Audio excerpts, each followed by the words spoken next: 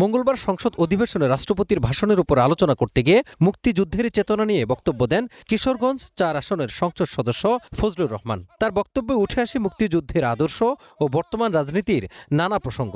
তবে এই বক্তব্য ঘিরেই শুরু হয় বিতর্ক।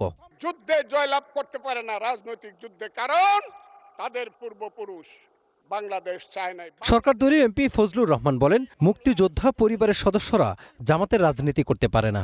বিরোধী দলের নেতা বলেছেন উনি মুক্তিযোদ্ধা পরিবারের লোক এবং উনি শহীদ পরিবারের লোক এবং উনি জামাতে ইসলাম করেন। এটা ডাবল অপরাধ। মুক্তিযোদ্ধা পরিবারের লোক কেউ জামাত করতে পারে না। এই বক্তব্যের তীব্র বিরোধিতা করেন বিরোধী দলীয় নেতা।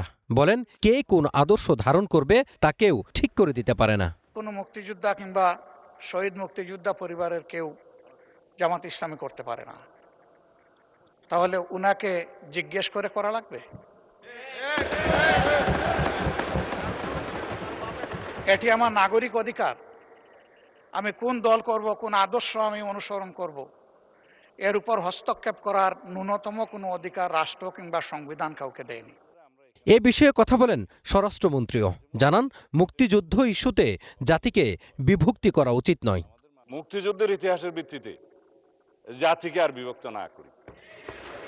আমরা সবাই আলোচনা সংস্থার মধ্য দিয়ে এই মহান জাতীয় সংসদের আমাদের সমস্ত কার্যবাহ an order of the day আমরা এমনভাবে পরিচালনা করি যেন আমাদের প্রজন্ম, ভবিষ্যৎ প্রজন্ম, বর্তমান প্রজন্ম দেখে যে এই জুলাই যোদ্ধারা তাদের দৃষ্টিশক্তি হারিয়েছে, তারাও যেন শুনে যে আমরা জাতির প্রত্যাশা পূরণের জন্য এখানে আছি।